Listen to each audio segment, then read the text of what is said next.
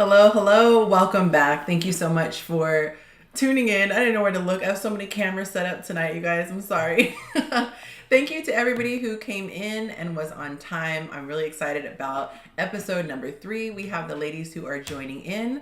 There are some changes to the platform that I use, so hopefully it makes it easier with looking at the chats and things like that. So do me a favor, ladies and gentlemen, if you could type anything in the chat, I want to make sure it is coming up the way that it is supposed to. And as you guys know, I always want to know your city and state where you're watching. So go ahead and you can just do that earlier if you just want to say hello. How many of you guys were on Instagram a few minutes ago? Some of y'all were giving Devin a hard time. Goodness gracious, he's going to be coming back to join in here on YouTube, so that's going to be fun. Sorry guys, this thing is mirrored, so I'm off center and I'm not used to going reverse. Oh, Kat's on here. She said, hey y'all, good to see you. All right, I'm just gonna be off center because this is gonna be weird trying to go the reverse of what I see.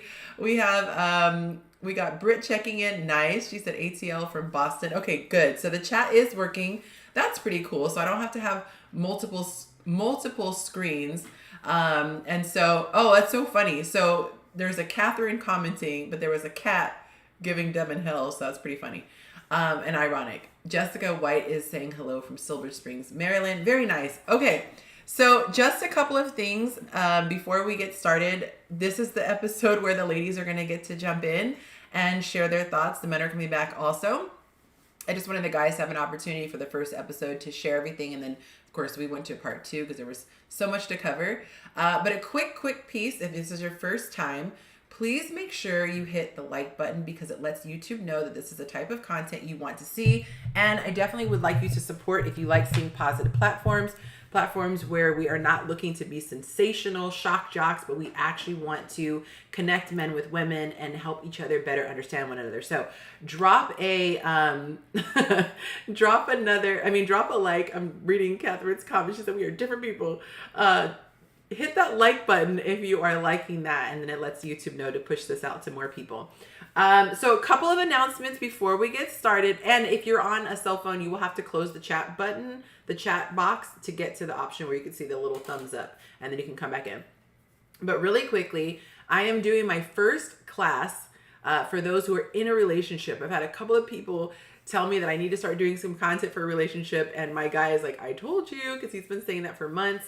A lot of people have been getting into relationships. Some of them say it's because of my help, so you're welcome.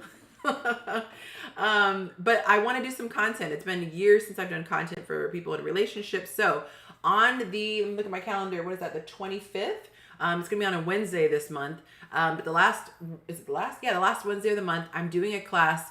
It is called Tune Up. Just like you tune up your car before things go awry, hopefully, you want to do tune-ups in your relationship so that you guys are not on the struggle bus down the road. It's much harder to revive a dead relationship than it is to just maintain a healthy one. So I'm giving the 10 deadly sins for relationships, the top 10 things that women should absolutely avoid. And don't be afraid if you're not in a relationship, you can still join this class. Take notes. Better for you because you're going to come in day 1 super, super strong. All right. So that's my commercial for you guys. Let me do a couple more shout outs, and those of you in the waiting room, don't worry, I will be letting you on. We got a hello from New York, DVRK. Lynn is checking in from Atlanta. Blondie, hey Blondie, from Jacksonville, Florida. And Princess said shalom from Wisconsin. Hello, hello. I'm going to just jump in because I have more announcements, but that's the most important one. I want to get these ladies in here. What was I going to say just now? Oh, if you guys are enjoying the show, don't forget you can also drop a super chat. I almost called it what Instagram calls it, a super chat, and I will absolutely shout you out. So there is also that. Okay, so everybody who gave me their information, they should have gotten the email that I sent out.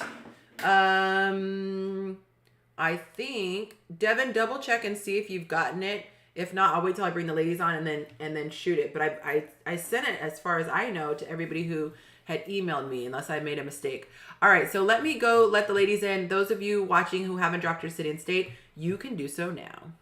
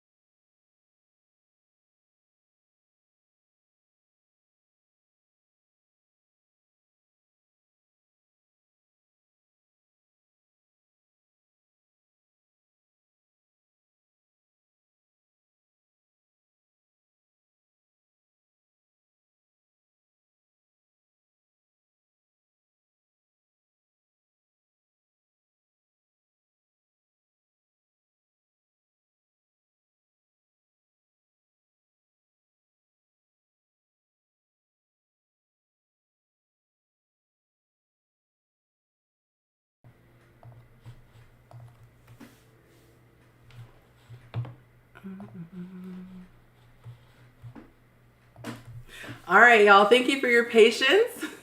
We have my panel here. So happy to have you ladies.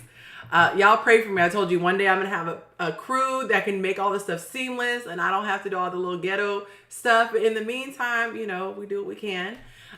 Go ahead and unmute yourself. Can you ladies all hear me okay? Give me a thumbs up if you can hear. All right, perfect. Go ahead and unmute yourself. And the way that guys kind of started doing it, which I like, just go ahead and put your hand up if there's something that you do want to say. That way you don't feel like you have to, you know, be trying to get my attention. And so we'll go in order. For those of you who are in the waiting room, hopefully they're watching on a second device. I'm going to have 6 people on at a time. That's obviously me plus 5 people. So I will be rotating people in and out. Those who are not on camera yet, please go ahead and turn your camera on. Otherwise, I will be putting people into the waiting room for those who can come on. Yay, you guys can come on. So I'm going to let Abby start. And did everybody put their email address? If you want your email address, I said email address. Lord, put your social security and credit card. No, your Instagram name. If you want to do your Instagram name, you can do that. You know what? Shoot, I'll do mine too. But that way, if you're single or if you are just trying to let people be aware of where they can find you, go ahead and do that. Look, I'm not trying to get anybody in trouble who puts their information if they're not single. You could be trying to network and whatnot. But you can put your name and then your @. If you need help with that, let me know in the chat and I will do it for you. Okay, so we'll start with, is it Ebby or Eby? It's pronounced Abby. Abby, third choice. Okay. Welcome, Abby. Would you like to share where you are watching from? I am watching from New Jersey. Very nice. East Coast in the house. Okay. And LP, would you like to put your IG or are you okay with it like that? I just changed it. Oh, there you go. Okay, perfect. So where are you watching from? I am from Brooklyn, New York. Oh, very nice. 2 East Coasters. And if you can, put the name that you, put the name that you want to be called on here too as well so that I'm not having to say all that every time. So sorry. I'll be like the mom hearts. Just okay. All right, we have Maya next. I hope I'm saying that correctly. Yeah, Maya. Okay. I'm from New York too, so East Coast in the house. I was just gonna say I actually recognize you from your thumbnail, believe it or not. I'm pretty sure. I won't bust out your IG name if you don't want it out there, but we usually agree. What's that? I don't know how to change it, or I would. Oh, okay. So type it in the comments in the Zoom chat, and then I can just copy and paste it in there for you. Okay. Okay. Yeah, it's hard sometimes to see people from their tiny little pictures. All right, so let's see. Let me just close this out here. All right, let me get back to my little screen. Okay, where were we? Oh, you're in New York. Okay, and then we have Chris. Welcome. Where are you watching from? All over his mouth like liquor. Hey, we gonna have a good time tonight. What's going on? I'm in Atlanta, Georgia. Oh, perfect. New York. Very nice, very nice. Okay, you said from Atlanta? Okay, perfect. I got distracted for a second because someone said, am I the only one who can hear just me? And I have issues with text sometimes, so I'm making sure. Can everyone else here give me a yes or a no if you can hear everyone else? Those of you on YouTube, sorry, you guys on Zoom, I know you can hear me. But let me know if Blondie's the only one or if everyone else can hear. I would imagine they would have said something by now, but there was like a 2-minute lag. Sorry, I was a little distracted. So Atlanta, welcome. Thank you for coming in. We have Bryant returning back. They said the volume is low again. Doggone. Do me a favor, Bryant. Just say testing 1, 2, 3. I'm going to check these levels. Testing 1, 2, 3. Oh. Yep, something is definitely happening. Okay. Hang on. Yeah, your audio is not even moving. So let me figure out what's happening really quick. Okay, it might be something that I just changed before coming on. I'm sorry, y'all. Want to make sure they can hear you.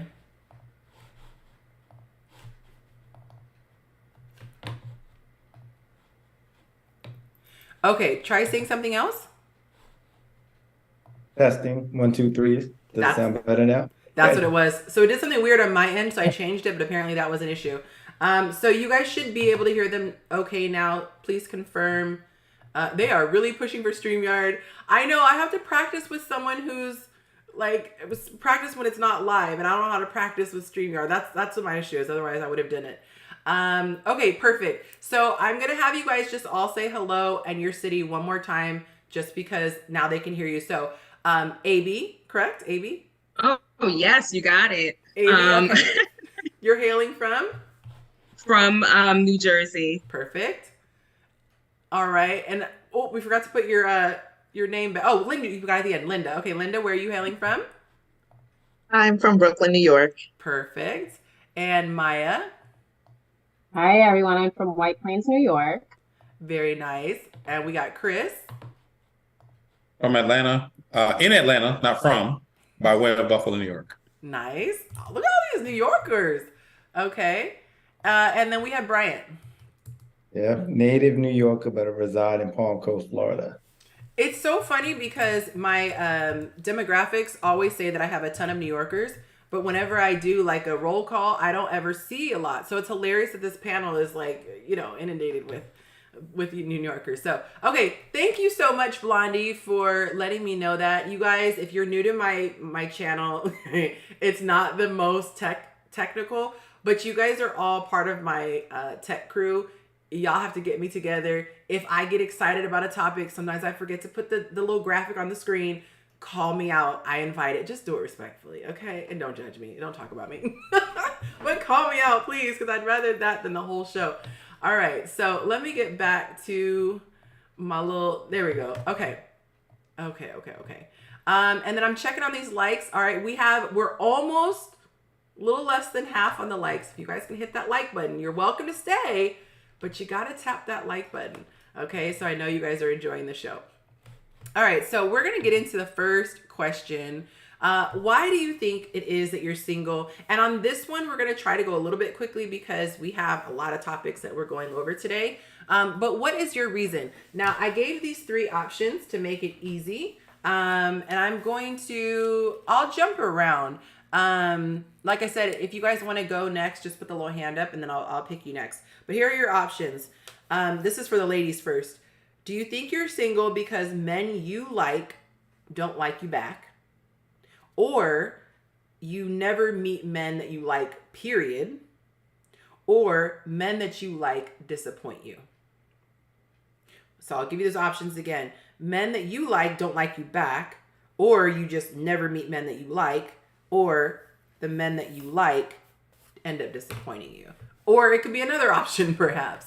I'll let you go first, Linda, if you don't mind being put on the spot. Definitely put me on the spot. Oh, I didn't even ask. My bad. I didn't even ask if you guys are all single. I'm totally fine because I was like already working out my answer in my head. I'm totally fine with it. Your sound went out, I think. Oh no. Oh, I hear you now. Okay. All right. So what would you say your reason for being single? And if you don't want one of my answers, that's fine. I think the last part of one of your answers is partly true for me. The men that I like kind of always disappoint me. And I feel like I have a challenge. I'm nervous, everyone, but I have a challenge just translating all I have to offer to the men that I desire. Okay.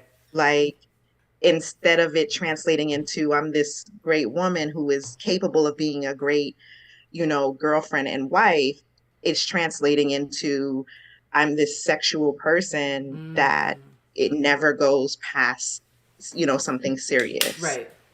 And that was very transparent. No, and yeah. And I appreciate it. I take for granted that I've been doing this for like 8 years. And so, it's like second nature. I appreciate you guys coming on because it could be scary if this isn't your your thing. I do my best to create a safe space if somebody is being aggressive in the comments, which doesn't happen a lot, but every now and then it will someone who's just a little out there. I will check them with the quickness because this is like being in my house. You're not going to come in and disrespect my guests. So let me know if there's someone who needs to be gotten together. And yes, I'm grammatically incorrect. I'm going to try to multitask and send this email to Devin. He said he didn't get it, although I thought I did. I think that's what it was. There were literally 2 Devins. I was like, I know I emailed Dev, but there are 2 Devins. Okay. So let me check for yours. So Avi, do you want to go next? And apologize, guys. I'm going to be looking down for just a second. Sure, no problem. And I do want to backtrack. I am originally from Staten Island, New York, but I didn't say it because I know I just tried to, I don't know, I'm not claiming New Jersey, but I am living in New Jersey, but I'm originally from New York. I will say all of the above because I've been in every situation when it comes to choosing someone that doesn't choose me back or, liking them more than they like me or just other situations that have came as far as like a guy ending up disappointing you.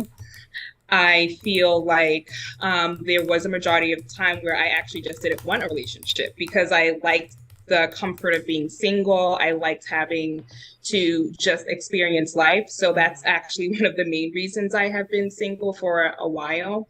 But being in the dating game, it really has been different. Yeah. And then sometimes I would say it's the pattern of choosing the same person over and over again, where it's the comfort of whatever is electrifying about a person or a little dangerous or a little edgy is what attracts you to them or attracted me to them. Right. But it's never worked out with that personality. So it is a mix of things of why I am still single. Okay.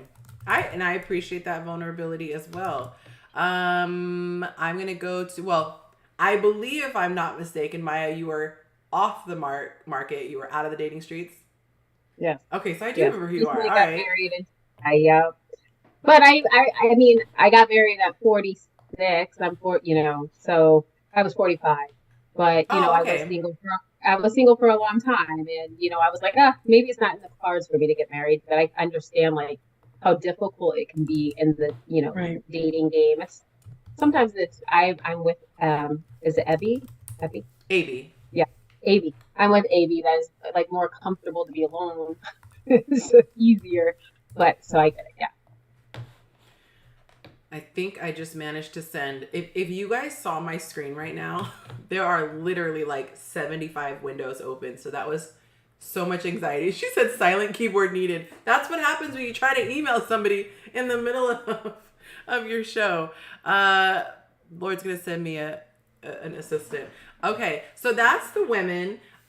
For the gentlemen, if either of you are single and willing to talk about it, would you like to share why you think that you're single? And we're going to move on. Okay. No, I was going to wait to see if Chris was going to go. I was trying to be a gentleman as well, You guys are always so polite. Age before beauty, and such. But I am happily in a relationship. Golf clap for the happy relationship. I asked last time what the status was, and I forgot to do it this time because I just rushed on into it. So shout out to your lady friend. I'm going to go like the old people say, your lady friend. Brian, would you like to share your thoughts? Sure. I'm basically newly single into this market. And as I told you before, the dating game now ain't what it was 5-10 years ago. It's a totally different landscape. I would say for me, it's just simply just taking my time, like vetting women. Like, I feel like you come across like really great, phenomenal women all the time, right? That in the beginning, it's like great chemistry. But I think like after that, you start to see the incompatibilities. And I feel like it's a rush nowadays for people. They find someone they like right away. Within a month, they want to be in a relationship. They want to fast forward the process. And that kind of like a deterrent for me. Okay. I just let in a couple more people. So welcome to the show. Thank you, Bryant. Welcome to the show. We've got perfect. Chris has her name up. Thank you for having that together. I do appreciate that. And I forgot, you can't do it. I don't think you can do it when you're in the backstage. So Genesis, welcome. Genesis goes way back to the beginning of time as far as my social media. So it's awesome. Honored to have her on there. iPhone 177. You've got about 10 seconds to come on camera and change your name, or I'm going to let someone else come in from the waiting room. I want to do the do do do do do do. Hey, Yonci, while you waiting on them to come, there we go. So I can share why I was single. Okay, perfect. Yeah. So I am. Most people say that they're an intentional dater, right? And what I come across as a guy, when women say that, they basically mean they just want to be married. They're not intentionally dating. Yes. For me, when I intentionally date, that means I am doing things on purpose while I'm dating so I can get better and learn about me. And when I was single, I was learning to get better, and I learned from my experiences so that the new experience was better. And I tried not to take the previous experience into the new experience. And so when I was single, that's why I was single. But now, being that I'm happily in a relationship, like, never mind, I had to DM you about that, but that's where I was back then. No, and I definitely want to get into that if we have time tonight or maybe a later episode, but there is such a, there's this idea for some women of what this experience will be, and it's an experience, like all the feels, posting the pajama pictures on Instagram, what the engagement's going to be like, and it's this idea of this concept, and unfortunately it's not about the guy, like it's not about Chris, it's not about Brian, it's you would fit in this scenario, and you're the catalyst to make all this happen. And a lot of guys are wising up, and they can feel the energy, and they're like, I'm not going to be this guy just writing the check or, being the fill-in. And so that's definitely a struggle. So I want to apologize to everybody in the waiting room. I'm trying to give some newer people an opportunity to come on. Like I said, I'm going to be rotating in and out. Otherwise, I'm going to have to just have a set number every single time. So I do apologize if you are waiting. But I'm going to do my best to rotate. I did up it to 9 instead of the 6. So hopefully we're going to be okay with that. All right. So I'm going to move on to the next category. This is a question for the fellas. So Devin, I'm glad that you're on here. How soon do you know which category you are going to put a woman in? And let me explain this for those who might be new to my page. When a man, this is not me making this up, this is from men sharing this with me, and ironically, Devin was talking about this earlier because we did a little Instagram live stream before I came on here. But if a man is attracted to you, because that's the common denominator, if he's physically attracted to you, he is going to put you in one of two categories. And I'm going to say this in a grown-up way, since this is a grown-up channel. But as they say, either feeding you to the mattress or actually dating you seriously. Okay? So those two categories, men are going to put you in if they're attracted to you and want to deal with you on some level. How soon do you know which category the woman is going to go in? And those of you who are not on the market anymore, we know you're speaking from past tense. So we're not trying to get anybody in trouble. Look, he's sweating already. I'm just messing with you. I don't want to get anyone in trouble. So we're speaking from past tense if you are no longer, out there. So any of the guys want to share? And in the comments too, like how soon do you know which category she's going in? Go ahead, let's talk about this. Speak up. You cut out when you were giving the options too. Oh, you said I cut out? Smash, either put it in the girlfriend category, or I just want to smash, or she's gonna be my friend type of thing, whatever. So we were just talking about this on her IG live, and I was giving her one of my experiences with a woman where she was beautiful, she's what I like in for as attraction, sexual, whatever. And once I get past the the physical part, me being attracted to her, it's up to me to figure out what type of woman she is. That's what her personality and what type, what her morals is and all that stuff. So when I start to get into conversations and She's thought the same things that I don't like. Like I've seen she's materialistic. She's high maintenance. She takes herself so serious. She doesn't know how to just let it go. I like a down to earth woman. If she doesn't have those things that I need, I'm just gonna put it in a certain category. I'm not just gonna bail because okay, I'm still attracted to her. So that's when she goes into the I just want to have sex with her. Not just, but I can still hang with her, just have sex. But I know in my mind, I can't be in a relationship with her. That's not the type of girlfriend I want. So she's just gonna go in that category as far as me, just sex, friend, cool, hang out, maybe go have drinks every now and then, but nothing else is gonna go from there.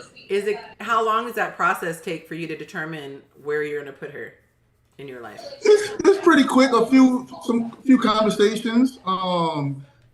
Then once you get, like, say we met on Instagram or something, we talk during Instagram, we actually talk on the phone. If we get it, face to face with each other, how's our chemistry? How's she looking? Is she in her phone? As if we at a table and she's at her phone, it'd be the first date. This has happened to me. Again, I want to speak from experiences of what I've seen. It's happened to me. First time meeting up with a woman, she's in her phone. She's not really engaged. She's just like, she's not really asking questions and stuff like that. I'm pulling teeth. So it could be two things. She may not be interested in me, but I've gotten the initial interest from her to make me think, okay, she likes me somewhat. Right. So why, whatever. But yeah, it could be fast. It could be a few conversations, a couple meetups, and then I'm like, I don't know. Like this ain't it. Okay. Yeah. What about you guys? How long does it take? So for me, it's the first conversation. If we match on a dating app, or wherever we meet in, whatever space we meet in, I can literally put you in a category, whether it's smash, friend, or relationship, literally within the first probably few moments of the conversation, because I'm a conversationalist, and I can tell what I desire from you, like immediately. It doesn't take me a day, a week. I know after you introduce yourself, or you start asking me the back-to-back questions, I know exactly where to put you. It doesn't, like, less than 30 seconds or less than 30 minutes. Thank you, sorry to interrupt. I feel like when it's a no, it's immediate, like it's a no. You might not know she's the one, on the other hand, but you do know it is you can pass go. Like, it is an immediate no. You said what? Immediate no. Right. So that's why I say men are not confused. They might, there's never really an in-between, like, I don't know or not. It's either I haven't weighed everything out yet and it hasn't been enough time, or absolutely not. That is what I've heard. Bryant, what are your thoughts? And then we're going to switch on over to the women, put them in the hot seat. Yeah, I always feel like from the beginning, a woman's under consideration for something serious, and it's up to her if she's going to fumble it and mess it up, right? So, you start in good graces, then it depends on the conversations and then the dates, and then I'll decide what category I'm going to put you in. Okay. Catherine has a question, and then ladies, if you have any comments you want to make, and this goes for everyone, just put your hand up. Otherwise, I'm going to just jam through the next questions. So, but if you have something that you want to add, just put the little hand, if you know how to use the little Zoom hand. Catherine says, if she asks, do you tell her? And I have something to say about that, but I'll let the men respond first. If she asks what? If she asks what category she's in. My first thought is most women don't even know about the categories, but no. You don't tell her you don't tell her what category you put her in, because people can always grow, right? In my opinion, people can always grow. If I put you in a category of I just want to smash, but because of the way we met on the app, let's say we met on the app and I put you on I'm just going to smash you. But then when we meet or we talk further and you have the type of conversation that draws me, then I'm going to stay longer and I'm going to investigate more. But I'm not going to tell you, because that's for me to decide. And right. If I tell you, and if I give you this information, you are not, I'll put it this way. I'm never going to show my hand, because that may be the best card I have to play. But what if I can move you to another area because you prove to be better than what I thought. Because we're human, right? We make mistakes. Like you said, no, you're not going to come out and just tell a woman that. And because yes, initially I may have put you in that category, but I've been with somebody that I've initially put in that category, and from me talking to her and she's seeing where I'm coming from, her conversations start to change or whatever, or stuff change or whatever. So I'm not just gonna come out there, oh, you just here for me to smash. Nah, that's crazy talk, So things could change. I've never had a woman ask me that or whatever. So I don't even know how I would respond in that situation. So I would like to say this. Just now, I just no, I wouldn't tell a woman that. Okay, so Catherine, so here's the thing, and I don't know if you're new to my channel or not. Those who have been around for a while, I apologize for being a broken, what is that? A broken record. Thank you. I was like trying to read your lips, Genesis. I was still thinking squeaky wheel, broken wheel. I was like, no. There are ideas that we have about what we want people to do. In this case, it's specifically men. Men can have ideas about what they want women to do. And I have to be careful on how I respond because I don't want it to sound like I don't agree. I agree, but I don't concern myself with ideals. So she said, you should tell her, hey, you're someone I just want to smash or something like that. Because I know that's not going to happen. By the way, if anyone has a different device on, make sure you mute the other device because otherwise it's going to pick it up on here. It's an ideal situation, but it's not going to happen. So on this situation, okay, yes, you can comment. There are men on the panel. There are men watching. But the reality is this is not going to probably get to the guy that you're going to be interacting with, one. And two, you don't know if that's actually going to make an impact because people are going to do what's in their best interest. And I want to make this clear as to why I'm saying this. It's the same reason you need to do what's in your best interest. So I would rather teach women how to know what the signs look like of a man who is interested so that if a guy is not interested and he has put her in the smash category, unbeknownst to her, she's hip to it. Does that make sense? What you guys say? Comment yes if that makes sense. So I'd rather, instead of trying to tell people stop making counterfeit money, I'd rather teach my students what to look for, what it feels like, what it smells like, what it looks like when it's wet. I would rather do that so you could immediately go, oh, that's counterfeit, because we can't change the world. Yes, Chris. So real quick, I just want to say, and full transparency, what I get that you said that you would teach your women what signs to look. Now, here's the thing. For me, the way that I'm that way across the board.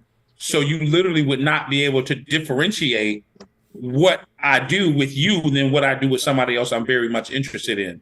And I feel that I think that men should be one way, they should completely be themselves across the board that way. And I know it might seem slightly deceptive, but if you're truly being yourself, then your authentic self would always show up. And you really wouldn't know if I'm ready to smash or I'm just, and that's just me. Mind you, I'm in a relationship, so that's the old me. So I don't live by that. This is my question then. So are you, and I like you said, you're just speaking for yourself. You meet a woman, she doesn't have a lot going on stimulating you mentally. She's fine though. So it's like, okay, I'm not going to waste this connection. Are you saying that you're going to invest the same level of time and resources and energy into that woman? I'm not saying your personality, because our personality is our personality, we talk. But I mean the level of time. You're going to sit up cupcaking on the phone with her for hours and... Guys do it all the time, though. They waste time. They will waste your time, and women will think that they're in love and not. But it's just because they don't look at, there's no, right, like emotional connection. I feel like I just hear it from my girlfriends, and I've dealt with guys like that before, and I always wonder what you're saying, Yonci. It's like, why are you waiting for the man to make a decision to be with you? If it doesn't work for you, leave, walk away. Right? But men will sit there and play with you and have fun, and they have no emotional connection. Whereas women, we invest time in real life in love. Right. Now, see, I feel like there's a difference between keeping someone on the hook. You're texting them every now and then, good morning, whatever. I understand as in I justify it, but I get how someone can have the bandwidth to do that. But what my question is, are the men spending the same amount of time? Are they having the same level of conversations? Because I cannot imagine a man going to depths about a woman's childhood, her hopes, her dreams, her fears. You're spending hours and hours of non-physical activity developing. In all my years of dating, I never had a man give me that. I would have been sprung if I had a guy give me that. So are you saying, Chris, that you're giving that level of attention to someone who just has a cute booty? So transparently, what I used to do. Our past life. We'll put a little running disclaimer like a CNN. Yes. Got to give a disclaimer. No timestamps. We'll get him in trouble. No. Trust me. We're transparent in my relationship. So, anything I say here, it's, she completely understands. But what I would do before, because I want to, so I'm intentional. I said that before. Because I practice who I need to be for my marriage, it doesn't really change what I do. I won't give you the same amount of time, but I will give you effort. And you may feel like the 30 minutes that we have are like 4 hours. So it doesn't really vary, because I can give you a quality 15 minutes of conversation and you feel attached, even if I only want to smash, because I'm practicing who I need to be for the future. Okay, so this is where I would argue, and then we can move on, unless I don't see any hands up. By the way, you guys know I'm talking about the YouTube hands, right? Or the Zoom hands. Okay, I don't want you to think you have to hold your hand. I would argue that someone who has gone through my courses is not going to fall for a 30-minute conversation. The energy is, I just feel, is different. Now, I know this is my channel, this is my platform, but everyone's allowed to disagree with me. Okay, so we are going to, I do see a hand up. Okay, Brian. So I just wanted to say something real quick, just to I love the laughs before you guys start talking. I'm like, what are they about to say? And from what you said, I think when we look at the broad spectrum of how a lot of us operate, I think we're going to do whatever it takes to reach our goal. So we can make that decision in our mind, but if our goal is to have sex with you, we're not going to change what we're trying to do until we get that. And then once we get that, then we might fall back, right? But you did make actually a good point that when I'm thinking about myself, I didn't even notice that I do it. But I do think that when it's someone that I'm really into, my questions will be a lot deeper. They won't be the generic, shallow questions. Yeah. I'll still put the same amount of time with you on the phone, but I won't dig deep, because I'm not trying to get an emotional attachment to you, because I already know what it's going to be. Right. It's not that serious. Yeah. All right, y'all, I got so into it, I got all distracted and forgot to get my little next thing queued up. Wish I had some cute little music to play. All right, so, I did have it queued up. Oh, goodness gracious. Okay, ladies, this is for y'all, so y'all can spill the tea on this one, okay? And I am so sorry. I know we have one person in the waiting room. I might just have to do a different show, because the flow is just kind of going, and I don't want to mess up a good thing. So unless someone leaves, I might just leave it at that. So just giving you that heads up. I feel like I saw a hand really quick. Was there a hand that went up for the last topic? Yes, I had a question. Let me put it back on, because me and my little graphics, I'm all about it. Okay. Okay, go ahead, Linda. So I know what you talk about on your platform about some of the things that might turn a man off and put you into these categories, but I just want to hear, like, explicitly, what are some of the things that could be done that would put a woman in the, bedroom category? And is it basic things like, oh, she doesn't have good conversation, or like, what is it? So bedroom conversation is, I'll give you an experience I had. Met a young lady. She would always remind me that she graduated from X school, that she was an AKA, all of her accolades. She listed the things that I've been a homeowner since 2008, and I'm this and I'm that. Here's the thing. I'm not trying to compete with you. I'm trying to be with you. And I think because she didn't know how to be herself and exude femininity, that literally put her in the category, oh yeah, I know what I want from you.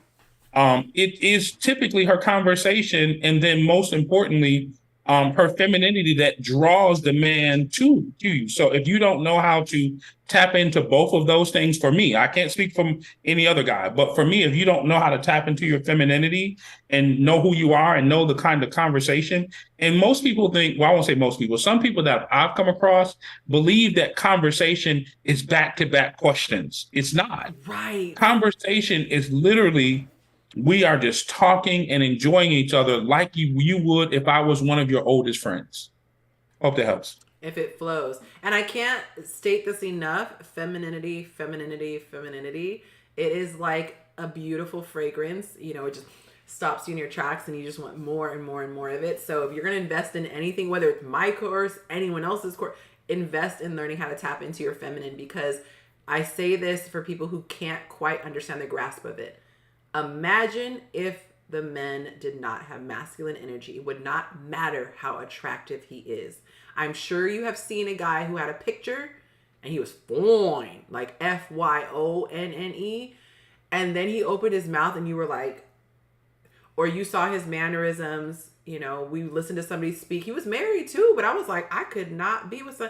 There was a lot of this, and he was even joking. And I was like, probably shouldn't joke like that because you already little.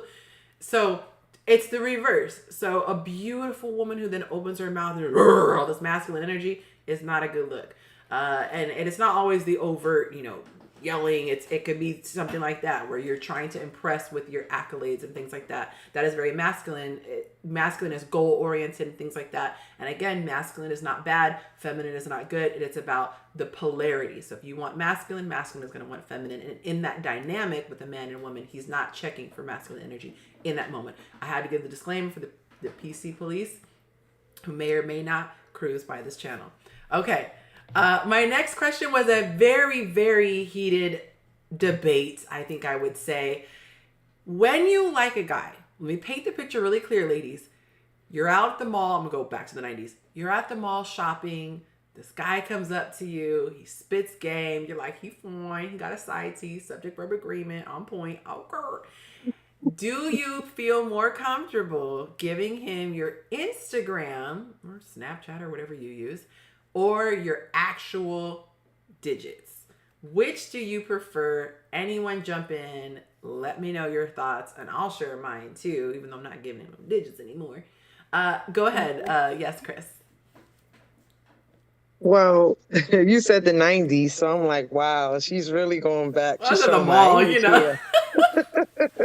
Well, because we know back in the days we would give out our phone numbers. Mm-hmm. Oh, yeah. Not what you would do in the 90s, sorry, but the vibe of the mall when men actually approach. Sorry. Yes. So at this moment, what I do is I give out my Instagram number, my Instagram page, Mm-hmm. and then I communicate through there.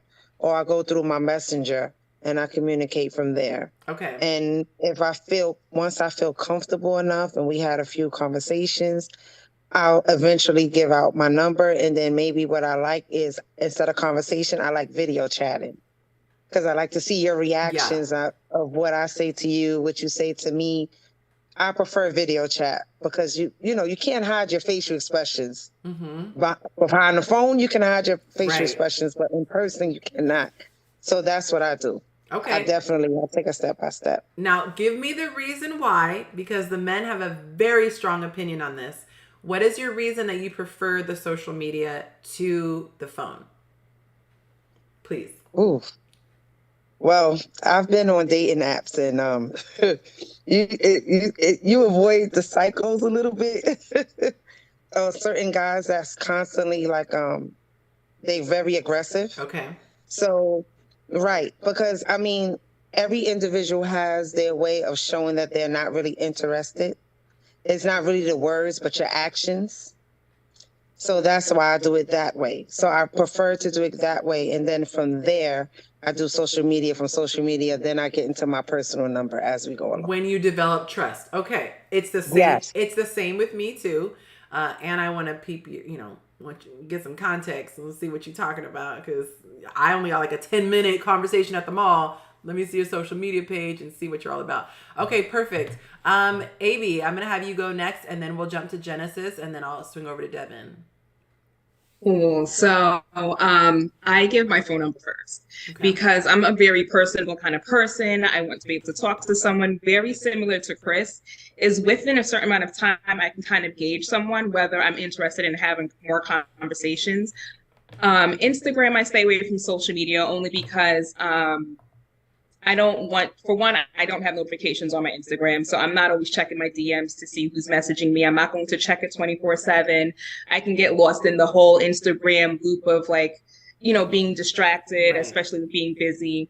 But because I don't mind, I can block someone very quickly if things get out of hand. So I'd rather have someone's phone number. And with the phone number, you can track them and trace them in other ways. But I will say I prefer that. I prefer the phone. I answer text messages quicker than DMs. I usually and I'm a conversationalist, I ask the important questions. That kind of tells me where you are and where you fall into. So if you have my number, it's a good thing. And if we don't talk, we don't talk, and that's cool. So that is it. Sorry. I love it, East Coast. Okay, I appreciate that. So I love the fact that we have 1 and 1 so far. I'm gonna read the stat before I forget. It's and I forgot I had fun stats for every single one, you guys. I'm gonna have to just rattle them off in a second. But on this one, it's the one that I accidentally deleted. I'm gonna have to see. Okay, so I'm gonna look for it because I did something weird right before the show on my notes. So I'm gonna go back on it doesn't matter. I'm gonna see if I can find the stats. We're gonna go to Genesis, and then hopefully when I come back, I will have that for you. Okay, so I am definitely phone number. I think it depends upon the person and who you date. I've always dated older. So you know, some of them that have previously dated weren't even on social media. I've also learned in business that social media is not a counter for someone's personality, what they have, possess, own. Social media can be a great way to fool a lot of people. And so I've never used it as a measuring stick for someone, because you can just post. For me, though, I don't immediately give out my phone number. It's always based upon the initial conversation. And you can always block people. I always tell women if they're not safe, you can always give out a Google Voice number, which you can get for free, or a text now number, which you can get for free instead of a voicemail. So if there's a danger to that, or, you know, you don't want people to track your location or where you live, well, then just have a separate phone number. But voice to me is so important. I want to hear your voice. I want to hear the way that you think, the intelligent conversations. And so, again, Instagram, you know, my fiance wasn't even on Instagram. He asked me for my LinkedIn. Oh, okay. That's very grown up. You know, so, you know, so for me, my reason for why I do phone numbers is because I don't have time to waste. I don't have time to waste when we're texting on Instagram. We're messaging on Instagram. You say, oh, I've been texting. You have not been texting. We've been messaging on Instagram. So for me, I also like the phone number because, number one, we're cutting to the chase.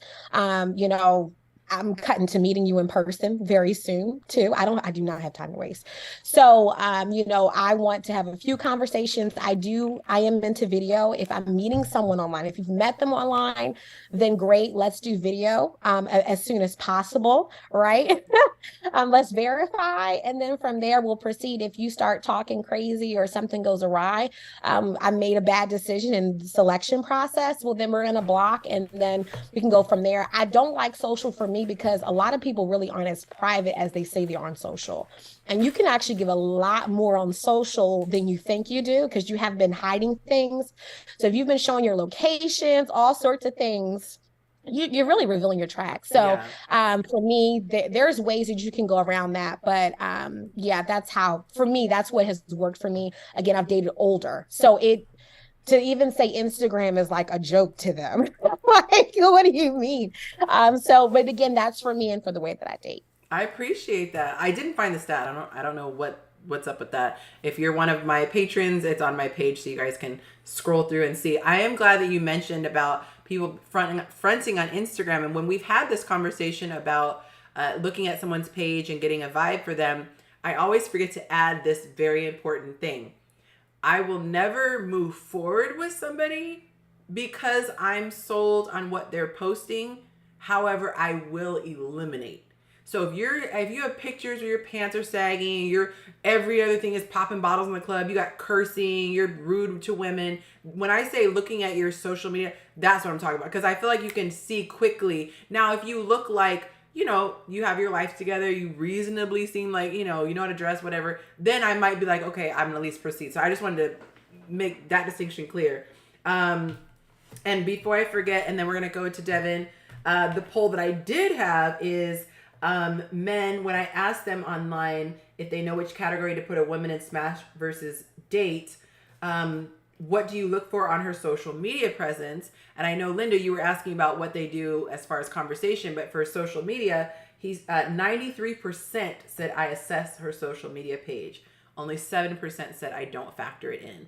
So for women who say, oh, it's not real life, it's just social media, and usually it's a lot of scantily clad, I'm just saying, they will take that and factor that in. So moving right along, Devin, what would you like to share? I definitely, if I'm meeting a woman out in the public, physically seeing her, I would rather her give me her number. When somebody gives me their Instagram, and I'm not calling anybody childish or young, it comes off as young and childish. Most men say that. Yep. So if you just don't want to give me your number, just don't give me your number. Now I will say, if she does give me her number, and I don't know what the setting is, but I'm seeing you now. Yes, I'm attracted to you. Eventually, I'm going to ask for your Instagram because I want to see more. Okay, let me see her in different angles and see, if her body is like exactly how, whatever the case may be. So eventually, I'm going to get to that. But initially, I'm not going to ask for your Instagram. The only time exchanging Instagrams is acceptable to me is if, and this is rare, I meet a woman in the gym. Because contrary to popular belief, people think I meet a lot of women in the gym. I don't. I don't even go up to women in the gym because you never know what you're going to get. Right. So if I have a window or get some eye contact or I have the courage to go up to a woman and I don't want to make her feel uncomfortable because I know hounds are on her, like, hey, what's your Instagram? That's the only time I will ask a woman for her Instagram. But if we're out in public, I'm at the lounge or whatever, yes, I'm expecting you to give me your number. If you don't want to give me your number, cool. But if you give me your Instagram, I'm going to be like, okay, what you got to hide? Or why you don't want to give me your number? Okay, just whatever. Right. But that's how I feel. And you were in the majority.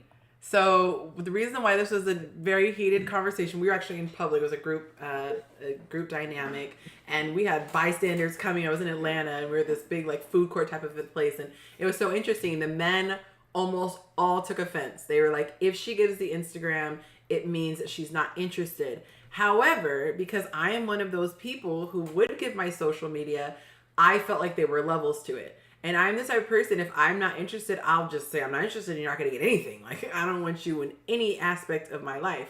But for me, a phone number is something that a person could just dial from another phone. So when people say like block, that was a concern that I have. The other thing is, especially me doing what I do, and I'm in a public setting, the idea of my personal phone number getting out is, a lot. And even if it's a Google number, as a lot of people have mentioned too, most people are doing business. They're using that number a lot. So now all those, it's a lot. So this is my personal PSA to men to say, don't assume that it's a lack of interest. I would say take whatever she gives. I was so wrong. I gave a guy an email one time. We won't get into that. That one actually was a curve, and I was really young. But if she does take that, you do take the IG, understand that in my poll I said, if you like a man, would you? And there was a large number of women who would. So just be advised. I wish I knew the exact number. Go ahead, Chris, and then Maya. Okay, I'm understanding with I agree with you, Yancy, but I agree with I understand what he's saying about okay, why she don't give me a number. I get all that. But for me, I mean, coming from let's say if I'm online, I'm not giving a guy my number from online. Now, if I do see a guy in person, yes, I'll give him my number. But if I'm on a dating website, I don't do that. I start with Instagram first, and then from there I'll go on from there. What's But the in difference? person, huh? I'm sorry to cut you off. I'm curious though, what's the difference for you? Because I'm seeing you in person, unlike behind a screen of me swiping left to right. Sometimes you could swipe left to right and the same picture is not the same person you're going to see in person or speak to. Let's be real here. A whole catfish. So, you know, a whole catfish. So if I'm at a restaurant or I'm at a gala or a party or whatever, and a guy come up to me, of course, I'm going to give him my number. Okay. But if it's online and I'm swiping left and swiping right, no, I'm not giving out my number. Okay. Here's my Instagram number because not to cut you off, but I've dated somebody from online and it got serious and come to find out the person wasn't who he was and he ended up harassing me on the phone. So, you know, things that you know, that's why a lot of women just don't give out their number. Yeah. They do it step by step. But I understand where he's coming from though. Yeah. You know, just quick, guys. I can understand that part. You know, if you're meeting online, or I mean not online, on a dating app, I can understand giving the Instagram out first and then, you know, elevating to the number, whatever. So I totally get it. I didn't know that's what you meant in the beginning, whatever. So I get where you're coming from. Anywhere. I get in person, online. I don't know you. I had a 10-minute conversation with you. I don't know who your people are. I don't know your situation. I get it. Yeah. I am with Chris that when I was dating online, I wasn't just handing out my phone number. I think that, you know, you can chat online for a couple of weeks and fill a person out and then exchange numbers. That's exactly what happened with my husband. And then we instantly FaceTime because I need to confirm and verify you are who you are. I want to see what you look like. I've been catfished. You know, guy was fine, like gorgeous. And he's like 5 foot, you know, and he lied about his height. You know what I mean? He said he was 5'10" and he was super short. So, you know, it doesn't feel good when you're catfished. In fact, it's like horrible. It's horrible. But I'm along the lines of Chris. I feel like I don't know that I've ever given my Instagram out, but I won't give my phone number out. We'll chat online a little bit. And then once I'm feeling you, I'm going to give you my phone number and, you know, some trust. But I do believe that, like, we have the technology today. You can block people very easily. So I thought your voice, I thought you were about to continue. So I just want to say this again. Every woman who has said that they don't go first to the phone, none of them have said it's because they weren't interested. They just needed to confirm. So just putting that out there. All right. So my next question. Thank you so much to everybody who's hit the like button. Where are we on time? Well, we're halfway through. I'm actually getting a little bit better with, you know, pacing this with the time, you guys, because before I just was doing too many questions. I think I've kind of started to figure this out, so I'm excited. If you guys are enjoying the show, leave me a comment. Let me know if you're enjoying it. My next question is this. We talk about this man who pays all the bills, right? This guy, I want a guy he could pay all the bills, blah, blah, blah. Okay, let's think about this hypothetical situation. If you are this guy and you have the means to do it, and you want to do it, and you pay all the bills, do you feel like that is all you need to contribute? We talk about the domestic duties, the kid duties, and then you have the bills, and we tend to put them in separate categories. Like you have the provider and you have the domestic worker, the caretaker, the children's caretaker. So I love that Devin's hand, his yellow hand, shot right up. For the PC police, it's literally yellow. I'm not making any racial remarks. Okay. Paranoid in 2023. It's the Zoom hand. But Devin, what are your thoughts? Is that all you're responsible for? Is that the expectation in this hypothetical situation where you're paying all the bills? Oh, you're muted, my love. My bad. So, that's one of the That's a lot of stuttering there, Devin. To make sure it comes out right, you know. So I put the scenario. I just told you I had a list, right, of things that women say and do, and it's the women wanting to be taken care of. Like, yes, me as a man, I'm going to take care of my woman or whatever, but don't come into the situation initially being your number one objective to get a man. Let's be clear. To be taken care of. Huh? You said, let's be clear. Yeah. So let me want to do that. Let me, be willing to do that. So this is the scenario I've told multiple women. It's okay. So me, I'm a man, 44 years old. I have three kids. I have three grown kids, 2 in college, 1 in high school. I own my condo. I own my car. I have bills. I have homeowners association. I have my 2 kids in college, all late stuff they're doing. My kid in high school, what he's doing. This living expenses. I'm living comfortably. I'm not hurting. I'm not living paycheck to paycheck. I got money in the bank, and I'm not saying all this to brag. Please don't take this the wrong way. I need to paint the clear picture. So I meet a woman that has this mindset that I want a man to take care of me. And again, this has literally directly happened to me multiple times. A woman coming into the situation and literally told me, your money is my money is my money. I want a man to take care of me, take on all my bills. She has a kid, my hair and nail, blah, blah, blah, blah, blah, blah. Like, how the hell is that possible? How is that realistic? And then you know what they say? I know y'all heard it before. Well, my mom and daddy been married for 30, 40 years, blah, blah, blah. He did everything, blah, blah, blah. Do you know how happy your daddy was? Do you know if he was happy? Did they know about inflation that was not the same? Yeah. The money went the same. The money ain't the same back then. Do you know if he was happy? Happy life, happy wife, happy life. That doesn't apply. Get that shit out of here. I'm sorry for cursing, but no, that is not realistic.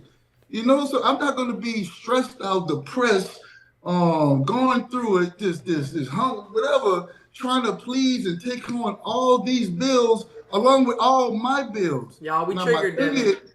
We triggered. Huh? I said we triggered you. I know. Yeah, because this is the major thing. So what I say is, again, yes, I am the man. I'm supposed to be the provider. I need my woman to just have the mindset of, if I say, baby, take care of this bill, baby, help me out on this, baby, blah, blah, blah, blah, blah. And she be like, okay, cool.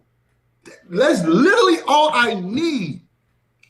That is all I need for you to have the mindset of when I say or ask you to take care of something because I need to do this over here, or baby, go take care of this.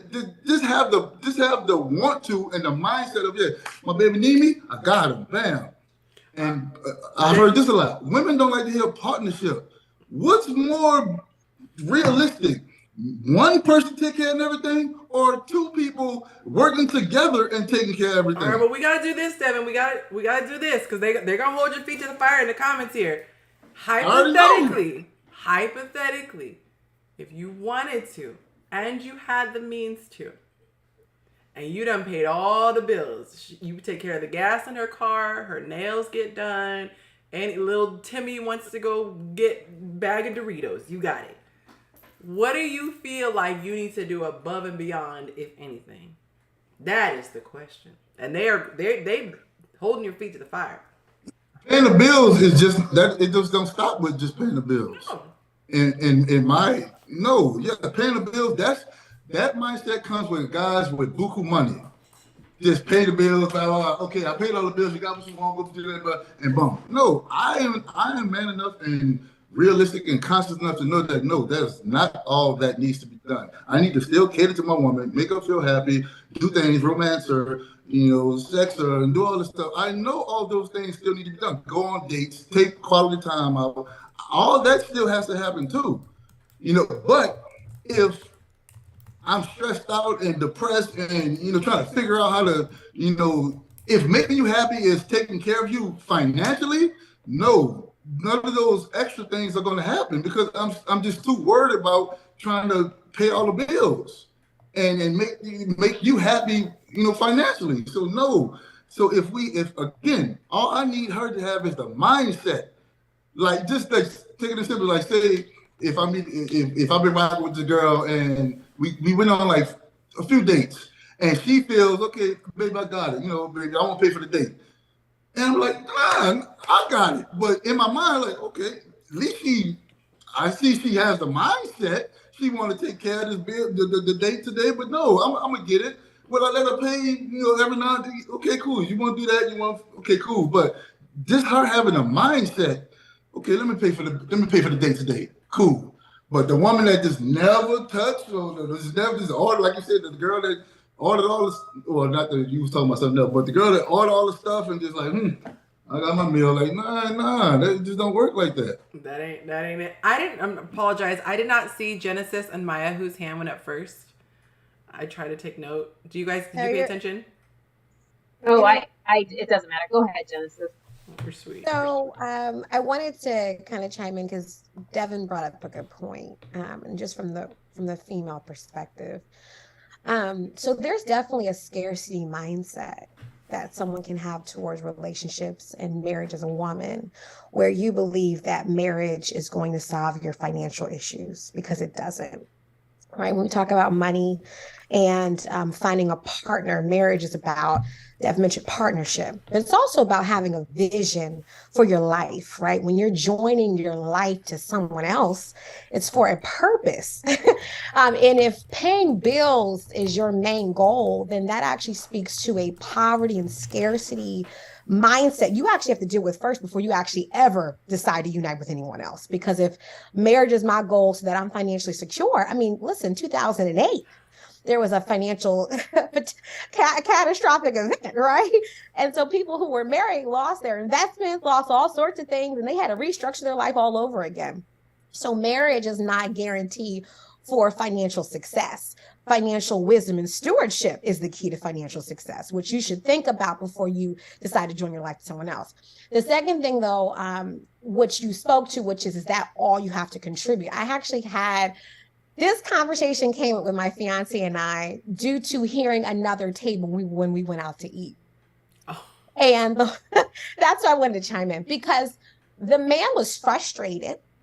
They were having this, they were married, they had 3 kids, and this man was, he was fed up. I was surprised he didn't walk out in the middle of the dinner because he felt as if he was paying all the bills. The wife had pickleball, just came from pickleball before they went out to eat. And he told her at the dinner table, he said, I feel like I should be getting more than just being, he called it the monopoly man. I'm the banker and I'm giving out the money, but I'm not getting anything in return. Right. And they had left. By the time we left, we talked. And the one thing I just wanted to add to the conversation, I think, is that, as a woman, we should never look at our spouse, vice versa, as an ATM. We should look at them as a partner where we're doing life together, whatever your setup is, whether it's 50, there's no such thing 50-50, whether it's we're working together, pay the bills, or one person is more financially responsible for paying the bills than the other, okay? But whatever that situation is, you have to work together to agree about your situation and to agree about the emotional and physical caretaking of the other person, because paying bills is a human responsibility as an adult. Someone has to pay for the bill that you have promised, the mortgage company, the light company, whatever it is you promised to pay, someone has to pay, right? But that to me is like such a big, and I get that we're talking about it, but I think it just reveals how relationships have become now so tit for tat, that people are no longer having relationships. They are having financial agreements that people are frustrated because it really was never an agreement. It was where I thought you were going to do X, Y, and Z. The other person never agreed with it. And next thing you know, we have a marriage falling apart because we stopped focusing on the marriage. We stopped focusing on relationship, and now it's tit for tat. And so, I don't want to talk long, but I think that's just the worry that I'm seeing around people, is that they really are coming to relationships thinking about bills. And I'm just like, did you not say you love the person? Well, they say money is the number one factor in divorce, so it's definitely on people's minds. I'm gonna land my plane, but yeah, that just to me is like marriage counseling. You need to have a discussion and go back to why you guys got together in the first place. Yeah, and talk those things through. You mentioned about somebody having an expectation, but it wasn't vocalized. I gave that literal advice yesterday. Somebody was seeking advice, and I said, well, did they go to their person and tell them that that's what they expected? Because if you can't go to your person, like, what are we doing? I'm going to do Maya and then AB. Yeah, I mean, I remember right when I had gotten married, I was sitting next to this woman getting my nails done, and she'd been married like 35 years. Her children were in college, and I was like, what advice do you have to give me? And she said, stay in your lane. She was like, I'm the breadwinner in my relationship with my husband. And he's successful, but I'm more successful, but stay in your lane. And I think a lot of times people confuse marriage as you become one. For me, that's not really why. I mean, yes, there's definitely the partnership, but I am fulfilled with or without my husband. I mean, if things didn't shake out tomorrow, I'm going to be okay. But at the end of the day, like, he contributes to my life in other ways outside of financial gain. So I feel like, we are kind of an institution. He has his dreams and goals. I have my dreams and goals. But, there are moments in my career I have to be, I have to travel, I have to be on the road. I have a 15-year-old son. He's home with my son. So he contributes by making sure my son's not partying and having sex with his girlfriend. And, my father lives with me 6 months out of the year, and he's helping my father. So there's different ways you can contribute in a relationship that is not monetary, right? And I think that, like, women lose sight of that. They don't understand. And I just think that social media is the devil. And it's got you thinking that, like, things are this fake way. And it's really, like, it's all a facade, right? We all know that.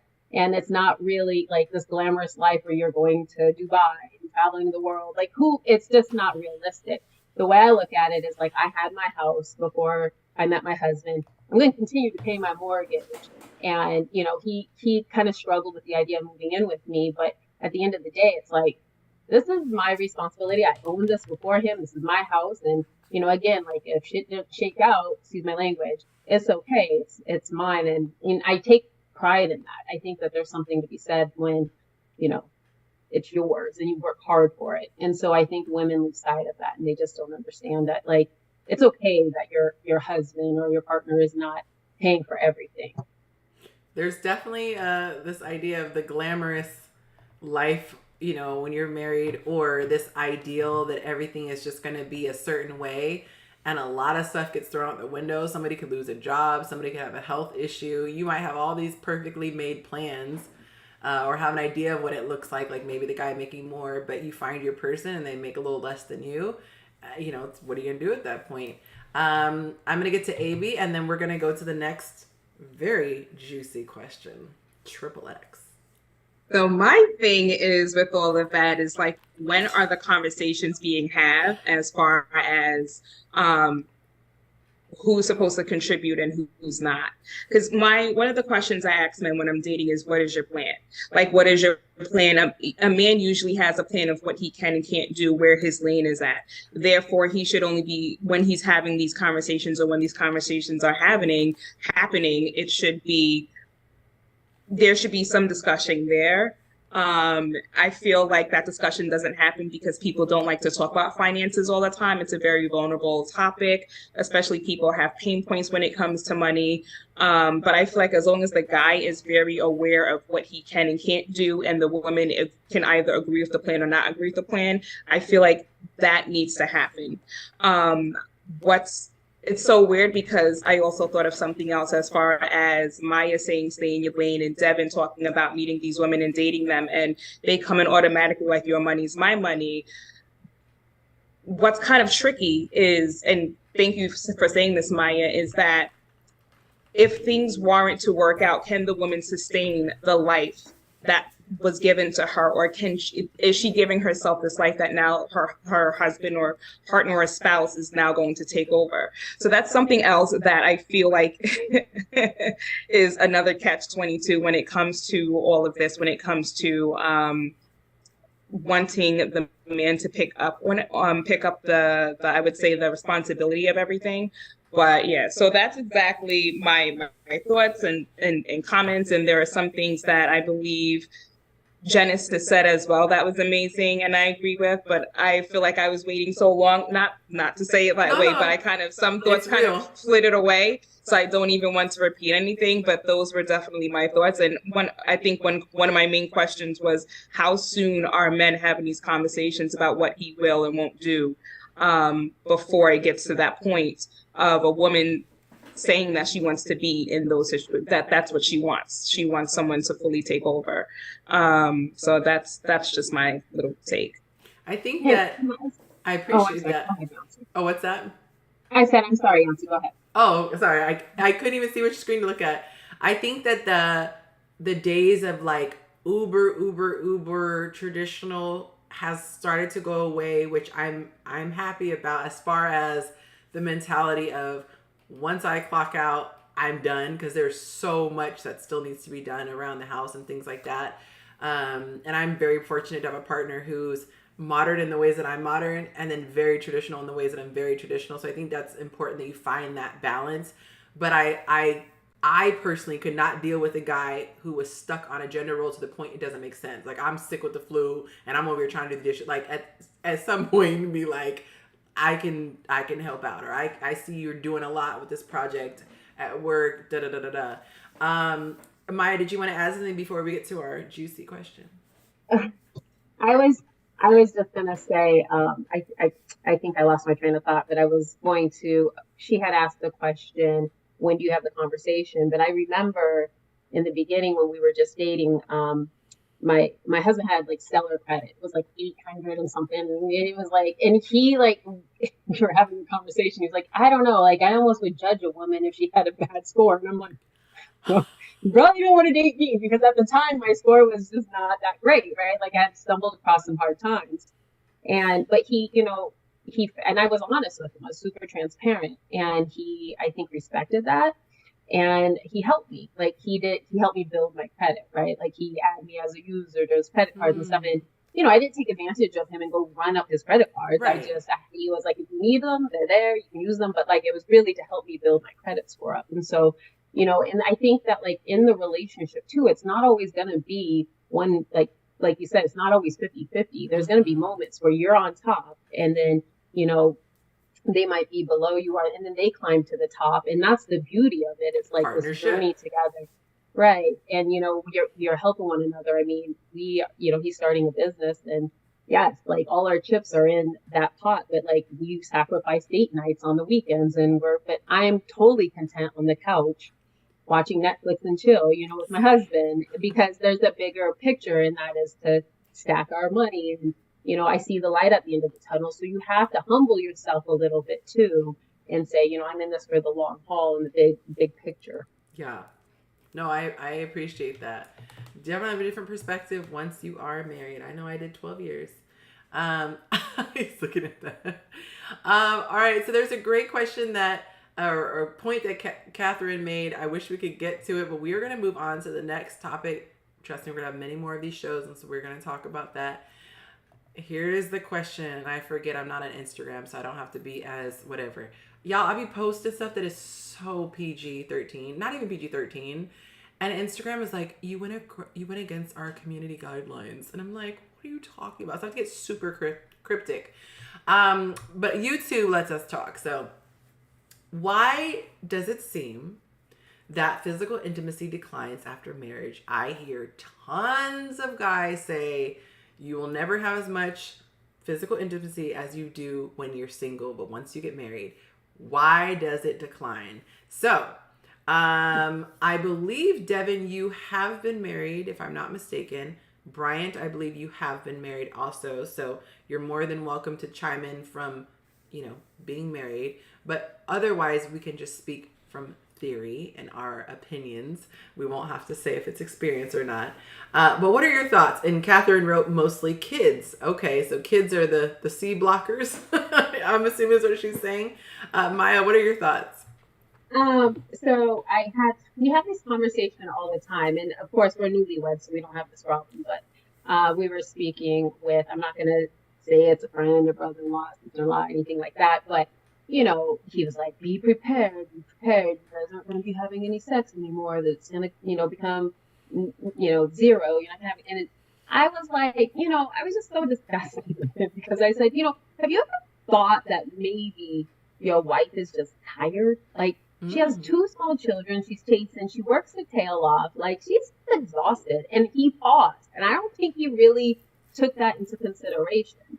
And, I just think that, children take a toll on your life. It brings the unsexy out of your relationship. It makes, and, that's one thing. Like, I have my 15-year-old son, and my husband has 3 children. 2 are grown, and one's she's going to be going into high school. And when we first met, I was like, the kitchen is closed, because I know what it takes to raise a child. It is just a lot of work, and it's exhausting, and it will take the sexy right out of your relationship. So for me, I think it's kids, typically.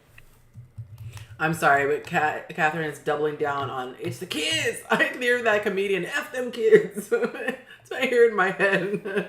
Okay, so I'm gonna give my take. For me, if my partner is making me feel a way, it is greatly going to affect how I'm feeling for adult activities, if I could say it that way. I would imagine, because I've had girlfriends who have said that the guy makes her feel like she's just an entry point, like she's the means to an end, and she happens to be attached to that hole. But I've had multiple girlfriends say that that's how they felt. Like, he's not interacting with her, he's not doing anything to stimulate her in any way emotionally, but then wants to just go for it. And then add on, there are people who are selfish in bed. So maybe he's always coming away a winner, but she's like, I could have been reading a magazine. Those are theories that I have based on private conversations that people have confided in with me. But I know as women, we are very much connected emotions and physics. So I can't imagine a guy neglecting a woman, and then she's rearing to go. 2, a lot of women can get insecure about their bodies. And so once they've had children, their body changes. And especially if they are not maybe feeling comfortable. It might not even be the guy isn't doing anything. She just personally does not feel like herself anymore. That could play a part.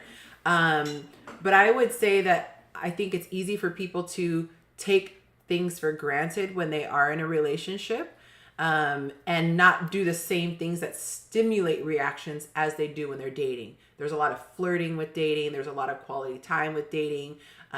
If your love language is getting gifts, there's a lot of little trinkets and things being purchased. And so I think all those play a part. Brian, what's your thought? I didn't see the order. I'm sorry. It's like I get lost in the sauce. So I'll just go in the order I can see it. We'll go Bryant, then KB, and then Chris. Yeah, I also agree with the children, but from my personal experience, with my marriage, I think a lot of resentment kind of builds up, where for the woman, it might feel like a task. And once it feels like a task for her, that's when it's over. And a lot of that has to do with the lack of intimacy. And I think, from my personal experience, intimacy is like more than sex. Like, you're not building with her throughout the day, and you're not doing what you were doing before. You're not complimenting her. You're not calling her at work because you see her every day. You're complacent. And then when she comes home, you expect her to have sex with you, but she's not really into you like that because you didn't put her in the mood. She's thinking about other things. And so, like I said, I feel because we forget that intimacy starts before the bedroom, and it's about everything we do throughout the day to make her feel a certain way. It just kills it. And then we as men, we don't understand that. So now we have resentment because we're not getting what what we want, not realizing that we're not giving her what she needs to give us what we want. No, I absolutely agree. And then it's a vicious cycle. And then you feel like you're not being, like you're being punished or something, which makes you probably angry. And then anger is not an aphrodisiac. She's going to be defensive. Okay, go ahead, KB. Welcome, by the way. I didn't get a chance to say hi. Thank you so much for being in the waiting room for so long.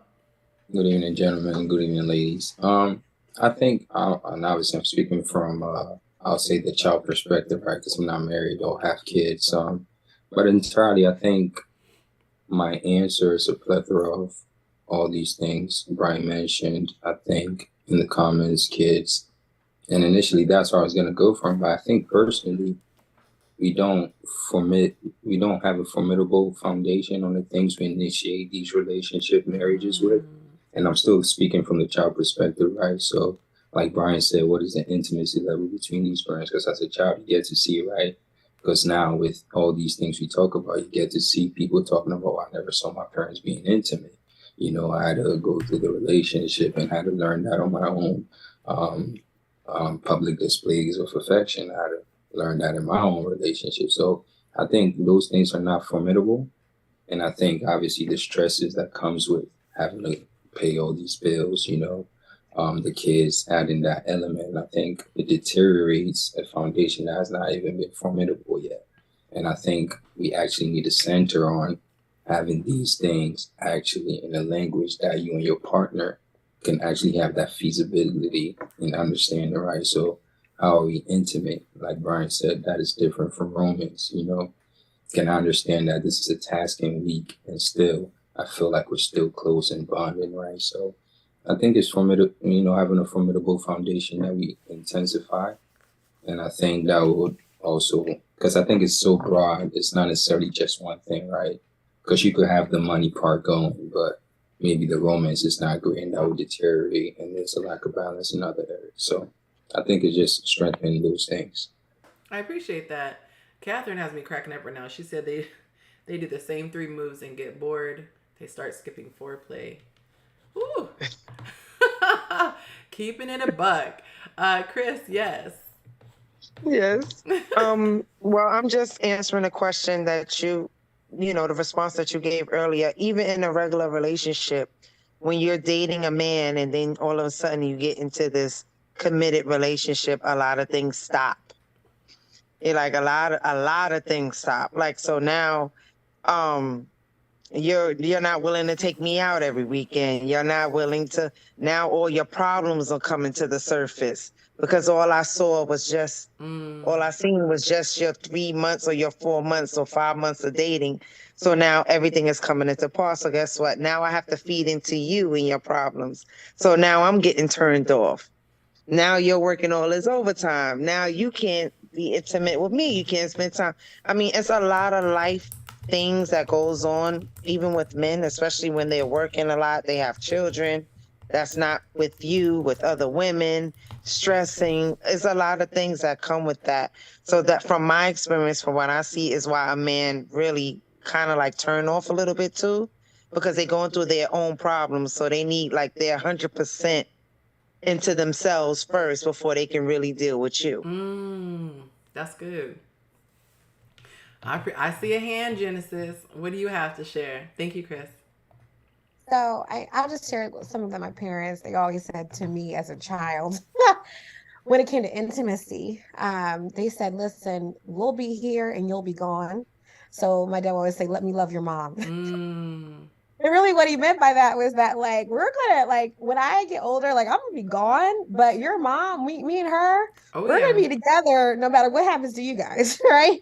And growing up, they were very intentional, and that's what I saw. So I think sometimes about being formidable, like what you see young, which is making intentional time for intimacy. And I think that I know for myself, now that I'm in a relationship and we're in premarital counseling, getting ready for marriage, one of the things that we had to do was, I think, who was it that Chris said it? I call it people's tax season moments. When people get their money, I wish I could get money during tax season. People get money during tax, they get all this money. And, you see another side of them, right? And then, that season is, I'm not talking about everyone's tax season, but the cliche tax season. So, they have the Range Rover, the G-Wagon, then it's gone 3 months later, right? And I think that's what happens. We see people and, you first meet them and it's amazing. And then, the saver's gone. So the intimacy part that you're talking about, which is as far as the sex, right? Is we have to be intentional first for intimacy, like Brian said, which does not include sex, right? It's not just getting horny. It's not just wanting to, hit the bedroom. But, as women, even if we have sex, we want you to hold us afterwards. Don't just hit it and leave me. You know what I mean? At least cuddle with me for a few minutes and let me know I'm loved, right? But that involves communication, which Kat brought up in the chat. So you have to be intentional. And I'll say this and I'll end. One of the things I'm seeing, and I'm 31, but I'm seeing it a lot. It's like people are so consumed by the things that don't make up their marriage. I'm sorry, I just had to pause. You were like 12 when you joined my group. I was like, oh my God, go ahead. But just one of those things where for instance, if your bills are piling up now where it's ruining your marriage, you need to scale back your financial decisions. If your child's sports schedule is so crazy that now your marriage is being eroded, maybe your kids don't need to be in 3 different sports programs because now you guys won't even make it past the boat. So I feel like a lot of times we're doing all these things that, yes, we love our kids, and we own a school. So I see it all the time where our parents, I'm giving I'm not even married in marriage tips. I'm just like, what is going on, right? Because what we're seeing from a school perspective is that, we're seeing parents where their kids in all these sports programs, and we're seeing the husband or the wife, and they're stressed, and these marriage issues are happening because they've signed up their kids for all these sports programs, and the husband, we're seeing him being worn down, and the wife or vice versa. So I think that you can lose yourself in all these responsibilities and forget that the people in the home, checking in with the kids, checking in with how the kids are doing. How are you? What's your mental state? So I feel like some of those things we do have to consider, or we'll lose the people that we love to all the things that we're doing. I like that. All the things. My brother and his wife, God bless them, they had their kids in every activity and they were always running. And I was so glad that my daughter, my second born, had no interest in organized events. My son, he was pretty easy, just one sport, maybe 1 or 2 a year. But there are some that are every single day. They're going separate places. The dad's taking the kids one place, the mom's going to the recital, and you're just overly involved. It could even be the church. You're in 50,000 ministries and you're not even getting time to hang out and interact. Maya, go ahead, and then AB. I was just going to say that, I think that, again, going back to staying in your lane, I think there's something that's a little sexy too when your woman is so consumed with her own life that she's not really worried about what you're doing. And men go through stuff, right? They're going through a funk. They want to talk about their feelings. They don't want, and you just kind of got to ignore them. And I don't mean it in a mean way. I'm just saying, be in your funk. If you want to watch football Sunday and not be bothered, I will go with pleasure and go have brunch with my girlfriends. And I think that I think men love us in our absence, and I think women love men in our presence. And so I think there's a way that life is hard. It does get tough, and you have to find your way back to each other. And I think that intimacy is the part that keeps you it's the glue that keeps you together because life is so hard. And I do think the definition of a good life is the balance of all things, right? Spirituality, friendships, health, your career, all those things. And so when you get out of whack, you kind of just have to check yourself. But it's just I think it's really a lot to put onto your partner to make you happy or to fulfill you. But the sex part is important because I can't have sex with myself, right? I have zero desire in that. I mean, I can, I guess, but I just don't want to. But I think that there's something to be said about finding intimacy and Genesis said, it's life gets busy and coming back together, checking in with one another. And I love what your parents said because that is my school of thought. It's listen, my son is going to grow up. He's already 15 and doesn't want to be bothered. So as soon as he gets in his life and he's not thinking about me, and I have my partner that's going to be here with me. So I love that.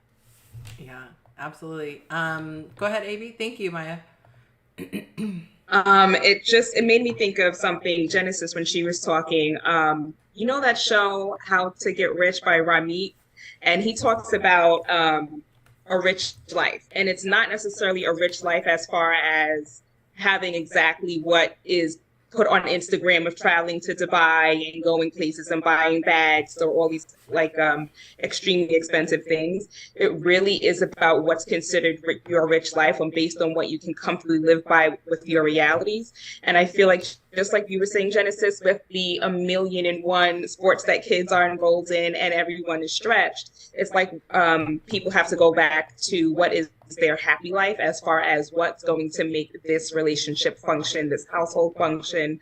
And I mean, Maya, you keep saying it, stay in your lane. And I think we tend to look at everything else and want to be in many lanes at once. And that's where a lot of things fall apart as far as like the intimacy, giving into each other. It's a rough cycle. And I feel like especially when men and women are so different, where sometimes I don't want to say men are just always ready, because men aren't always ready, and that is not because of men do need to be warmed up too. It is not that they're just always ready. But I feel like the way men get ready and the way women get ready are two different ways, and it's about putting those sex languages together, so to speak, and being able to speak each other's intimacy and love languages at the same time. I appreciate that, you guys. You guys are a very awesome panel tonight. I appreciate y'all. We're gonna do something a little bit more lighthearted on this next question. If you want to admit this, I don't know if you do. Have you ever faked being asleep to avoid physical intimacy? Anyone want to admit? I'm going to say that I think in my 40s, I'm way different than in my 20s. I think women are in their prime in their 40s. So I don't have that problem. like anytime, my husband's hiding from me, you know what I mean? So I don't know. I in my 20s, I was whatever, this is okay. But it's different in the 40s, I think. Yeah, I'm glad you said that, because that's what a lot of women don't understand, that men and women are different. Like she said, she's in her prime at 40. Men are in their primes in the teenage 20s and all that stuff. So we was always just like, oh, ready to go. The sound effect though. And it's just like all I heard was clap, clap, clap. It's ready to go. So a lot of women think that when they think of men and sex, they think of the high school, early 20s man. That when I'm 44, like shit, I have to be like, I got to be ready to go if I'm really want to do this. And I don't get me wrong, I love sex. It's not a problem for me. But sometimes when the woman is on point, when she's 30, she's in her mid 30s, early 40s, they are always ready to go. And I'll be like, and I hear that, I'll be like, yeah, I mean, I like sex, but it ain't gonna be no 2-3 hours every day like you talking about. That's just not happening. Like, no. And then they instantly think, oh, something wrong, blah, blah, blah. And this is not the case, or whatever. So men are different, like, and it's just like, no. So yes, I don't know about fake sleep, but I've had like, my stomach hurt right now. Like, it's just like, one good quality time and 3 horrible times. So it's okay. I'm sorry, say that again? I said women will take one quality, one quality, what would you call it? Encounter? Session? Encounter, yeah. One quality encounter versus 3 bad. So it's cool. But it is funny because my husband's like, I got one in me, and that's it. I'm like, it's awful, but it is true. It's funny you said that. And Avi, I know your hand was up. I'm so sorry, but I love that you said that, Devin, because one guy that I was getting to know, I would ask all the questions, like, what's your drive? How frequently do you want? Because I want to know all this stuff in case, we tie the knot, whatever. I don't want to be surprised. And I remember having that conversation with this one particular guy, And when he heard my number, my preference, now this is where I say it's wrong. I don't think you should judge anybody and say their number is too high or too low, although I did judge him. But it can be difficult if your partner isn't at that high number and you as a woman, because of society, you know, like, oh, you should be wanted all the time, you could take it personally. And so that's why I was glad that we had the conversation up front. Like, hey, you know, but with this particular person, I think he said he could go, you know, days and then it was more enjoyable because of just how things work with the guy or what have you, as opposed to being like rabbits and rapid fire. But a lot of women, you know, in my age bracket, I'm hearing that 3 times a day, you know, what have you. And especially if the kids are grown. Now that this lady, she done gave up all her 20s and her 30s. Now she's 40. She got a whole house empty. She's like, I can leave the door open. They trying to get all of their groove back. All of the lost grooves. Anyway, Amy, I said I'll let you go. I'm sorry. Go ahead, love. Well, I'm saying, unfortunately, it's just opposite. Like, men are like that in high school. God has a sense of humor. Huh? God had a sense of humor when he made like it was always, and then like Maya said, like, you know, she in her 20s, she was like, so you really had to work to get the girl to, you know, get to that point.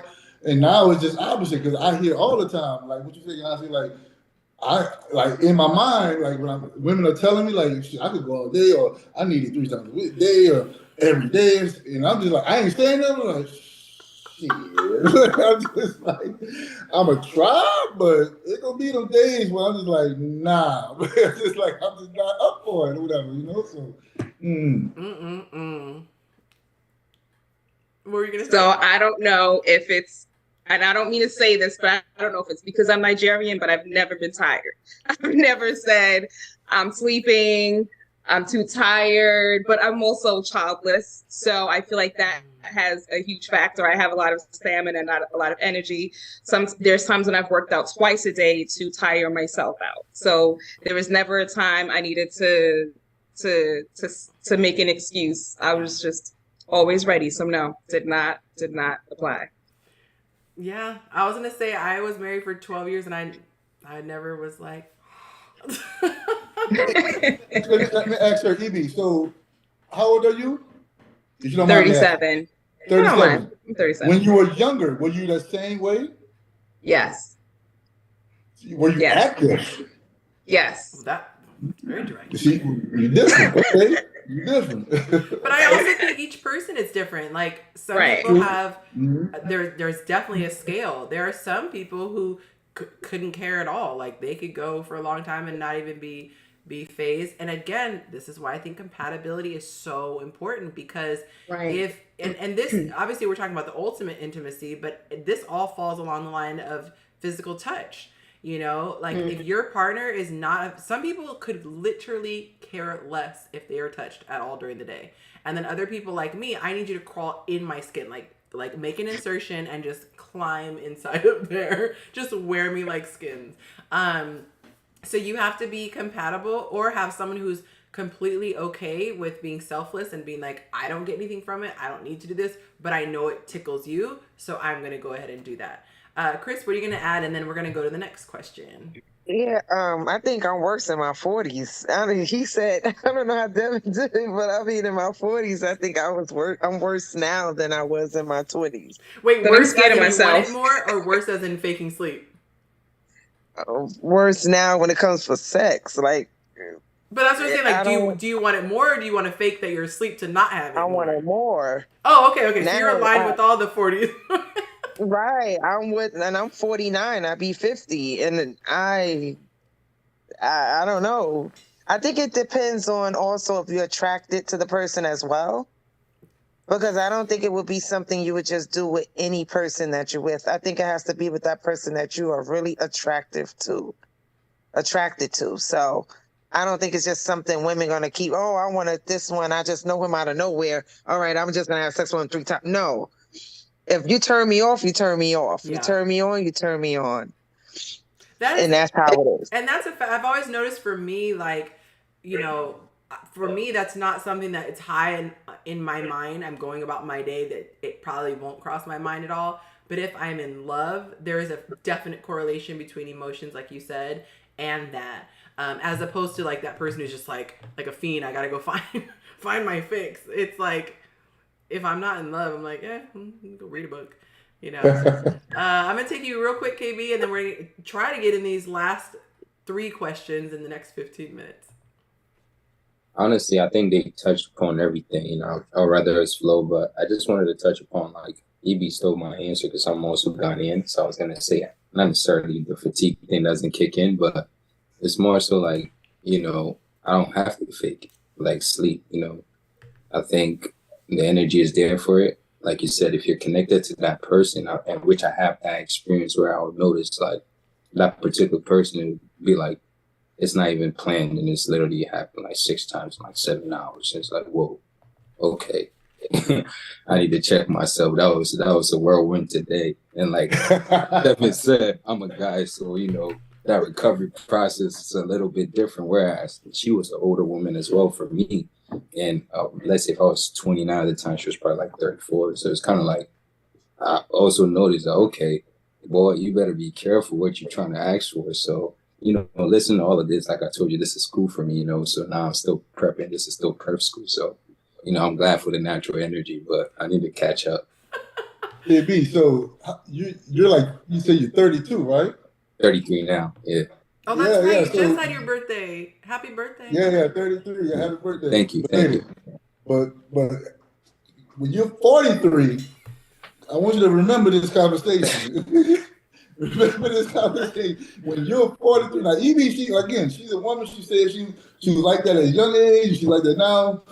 Women are built different, but I want you to think about this. It's an African thing too. It might be, but yeah, when you're 43 and on, think about this conversation and see how you feel. She said your DMs are gonna be flooded. All right, so here is my next question. This one is for the ladies. Do you need for your man to make more than you? And this is a no judgment zone. Maya, we know your answer as you've been vocal about your dynamics, so kind of give it away there. But ladies, do you feel that need for your guy to make more? And I'll actually answer this one too. Oh, can I answer this? I see that income thing and that money thing is funny. It's a funny thing. I've dealt with somebody that made more than me, but because he had child support and other debts that he had to pay, it seemed like he was making no money. So that's why I said it depends on the situation, because you can make a lot of money, but then you can have a lot of debts. Nothing like to show a for car it. note. Right. That's a good point. That's a very good point. You could be a whole millionaire and have a $1,000 budget. Yeah. Ain't broke. That's a good point. Okay. Amy, Right. what are your thoughts? Do you need your guy to make more than you? Okay, Chris, that is a good point. Because someone can make a lot of money but have a lot of big bills. But I'll definitely say this is that it really depends on how much. I don't know. Because I'm making enough to maintain myself, and it really depends. So I don't feel that he needs to be making more than me. It'll be nice. We'll be more we'll have more options.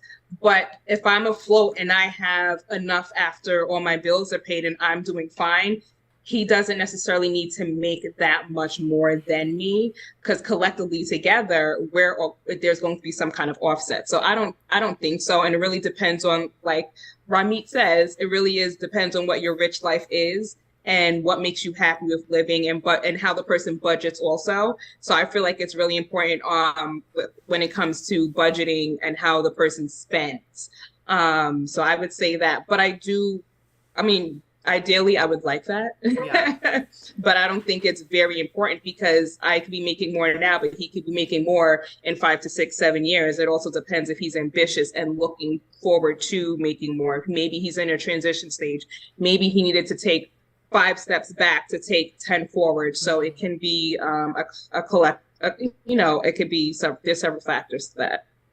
I was gonna say I kind of went both ways for a second, but my true answer is I would prefer that. And I realized the reason why. Because like in a moment, I could handle it from moments. But I learned about myself, I don't do well with pressure. So for me, when I think, was it you, Amy, who was just saying it about if you could pay for your own stuff? It would be one thing if it was like easily handled, but if I was struggling to make ends meet or barely making ends meet, or even if I was making ends meet, it's this mindset that if I don't keep pedaling, we are going to crash type of a thing. I realize that is a pressure for me. So I work best, especially as an entrepreneur, if I know that my monthly income isn't going to make or break my situation. I could be making just as much as him or even making more, but as long as I know that his income by himself, I had this conversation with my partner. I don't think he'd be upset me sharing this, but I said, no matter what happens with my income once we get married, I don't ever want to base our living expenses off of combined income. I just think that's irresponsible, period. But that was something that I had to really think about. I think that Maya was second, and then Genesis and Devin, I think. I was just gonna say, on the flip side, yes, I think I definitely want my partner to contribute financially. I think that I do pretty well for myself in my career, but at the end of the day, I won't flip it and say I have a friend who's married, her husband's a millionaire, and she is a single parent. They're married, but she's raised their child. Meaning he's always working, right? He works around the clock. Oh, yeah. So even though there's that financial stability, like she is essentially alone in the relationship in, raising her child. So to me, it's like, again, you guys know how I feel about monetary things. It just is not mandatory for me. It's just not what? It cut out. It's not mandatory for me in terms of, like, I've never based them, and I've dated millionaires myself and been turned off because they think that I care about their money or that I'm like gonna use them, and they're like all sketchy about it. It's just weird, and I have always been raised to have my own money, because then I can do what I want with it. Even when I was growing up and my parents, I was saving my money, my parents tried to tell me no, I couldn't do something. I'm like, I can do whatever I want. I earned this money, it's mine.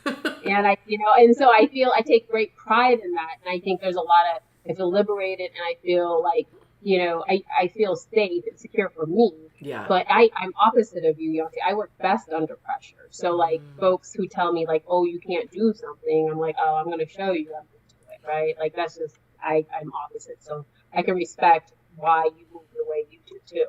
And I would say I think I perform better under pressure, but emotionally I am no good. Like I don't like that feeling. And so that's something I'm really grateful for a partner. And I will say this, having been the sole provider, like meaning being on my own, and then also having been a housewife, there's an extra level of respect for the person upon whose back most of the money is earned. And I will say I voluntarily put myself in a very, very, not even, I wouldn't say submissive, like that's natural. But my mindset is, what can I do to cater to you? Because I look at it like with my kids, it's like, okay, I'm cooking for you. I'm working. I'm doing all these things to make sure you have the things that you want.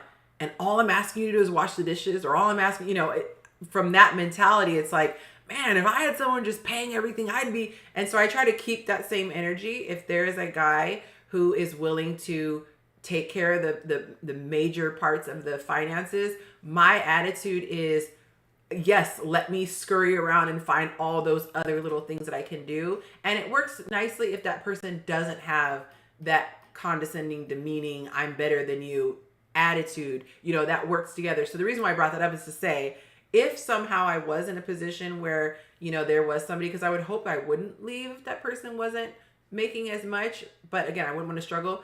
But realistically, I would want that person to contribute. And I just remembered an actual situation. So somebody that was a friend of mine, really was in a bad place, like bad. And I let them rent out a room. And they weren't paying rent because I wanted them to get back on their feet. And I remember one time just asking, like, either to make dinner because I was rushing, make dinner for my kids. And they made some comment about, like, oh, that's domestic work or something like that. And I'm thinking, like, you should be so grateful to be here, and I thought, man, I would be cleaning. This person would be coming home to a clean house every day. Laundry be full. Do you want starch? Do you like your pleats in the front, the side? Like, I just feel like there needs to be that attitude. Not that you don't feel like you deserve it, but I think that's just human nature to want to feel like there is some supplement, so it might not be finances, but please believe I'm gonna get up and you're gonna have a hot meal every day. Or if someone has to do a task that's a little bit more intense, I'll take it because I'm not getting up in the morning or whatever. Genesis and then Devin. Almost forgot the order in the past. So for me, he does have to make more. I'm 31 and my desires are very much matched to what we were looking for as a couple. So he was looking to have children. I wanted to have children. I did not, just like my mother raised me, I wanted to be at home with my kids for at least, and we own a school. So for me, like, how I prefer to bond is going to be where, I want to be with them for at least the first 3 years and homeschool them before they go into pre-K 3. And we had a very similar vision when we first met. So because of that, we already came into the relationship knowing that, he would have to make more. However, I make a lot on my own. So this goes to Maya's point at the same time. I was raised in a traditional household, but also knowing that money is important. Mm-hmm. And so from a traditional mindset, it's knowing that you should always have money in reserves, investment accounts. I mean, I had a college savings plan coming out when I was in middle school, even before I was born. So the whole point though is that even how we were even shopping now for a home. So we're about to get married. The way we're shopping for the home is that it's based upon his income. Mm-hmm. And the income that I'm contributing will be set up for basically all these eggs that we have, right? It's also being set up though too for me personally, where I have my own money and my own businesses. Because Yonci, my setup, right? I have my own consulting company and all that. That money is going into my own bank account, right? So he's not pulling out of that business to pay for the house bill or anything like that. So I think it is important, no matter what your setup is, that you do have those conversations. And I think in the day, it boils down to, what do you want? Right. For me, date who fits what you're looking for. If you prefer where he makes more, let me tell you something, there are men out there that believe in that. If you are looking for a man that says, hey, I want to do more of the partnership, whatever that may be. And honestly, all of it's partnership, because no one should be up by the phone. But I believe in finding what you're looking for. And so for me, that's what I'm looking for. That's what I desire. And I found my person. I love that. Now, you guys, I promise, I do see you, Devin. I did promise after our first marathon one. I think, Brian, you were on that one, right? Our first marathon. Y'all are East Coast. I said I was going to be very punctual. And I actually lost a little bit of track of time. So we only have 2 minutes left. So I'm going to be wrapping the close up. We will, Lord willing, you will see a blank screen when it gets to 00, whatever your time zone is. Okay. So I'm actually going to close out here. Let me know what you guys think in the comments. I will continue to bring people on. We're going to figure this out as we go. Because I had an idea of how I want to do the panels and things like that. And it's kind of changing and fluctuating. I like to be flexible because I want it to be about you guys. So what you guys are enjoying. Are you enjoying the mixed panel? Or do you want to have an all-female panel at some point? Because we did the male panel. Let me know your comments. Let me know what you like. You can even let me know what you dislike. We're going to keep tweaking it until this becomes the exact show that you guys are enjoying. I want to thank all of you guys for your time. Thank you for most of you who are able to stick around. Everyone doesn't have to stay to the end, so I appreciate those of you who were able to do that. Thank you, Extra KB, for taking an L, letting the newer people come on. You're so sweet. Devin, I'm sorry. I did not realize I somehow didn't send you the email. And so the information, I will see you guys next Tuesday. We've got about 60 seconds. Does anyone want to say their goodbyes, anything before we go? I'm trying to be on. Thank you PC to the time. ladies. This was very refreshing for me because obviously with all these wars going on in the internet and in the world, it's just refreshing to get some fresh perspective live, and just how to cope and understand those scenarios much better. And that's always thank you as well. So this is learning for me. I just want to say thank you for having me on your show. This was definitely an interesting panel and great talk, and it's nice. It's refreshing just to know that we can all voice our opinions and no one getting mad or upset. Right. This was nice and calm and classy. So thank you. I love that. That is definitely this was like when we first talked or whatever. This was what I actually wanted because I want to, the all male panel. Yeah, it's cool. We're gonna say most of what all men, but I want to hear from the women. I want to be able to hear from the women. They give their opinion, and we give our opinion, and bounce off like that. So I love the mixed panel. So that's what I prefer. But no, that's awesome. No, I appreciate it, and we're getting votes in there for the mixed panel. So real quick before I forget, any lady who would like to go to my class, my next class, my live class, only one a month. It is on the last Wednesday of the month on the 25th of October. It's going to be in the evening, and it is the 10 things that women should absolutely avoid if they love their man. I highly recommend that everybody who can attend this class. If you're not in a relationship yet, you can take notes and be ready because it is like trying to unring a bell if you have started off on the wrong foot. And ladies, if you've ever been with a man who is emotionally detached, there is nothing worse. He is there in physical form only. He might even be faithful to you, but it's like lights are not on. It is not fun. So if you want to know how to not have this happen, this is preventative. This is why the class is called Tune Up. So DM me, slide in my DM on Instagram, the word Tune Up, and I will send you the information so you can join the live class.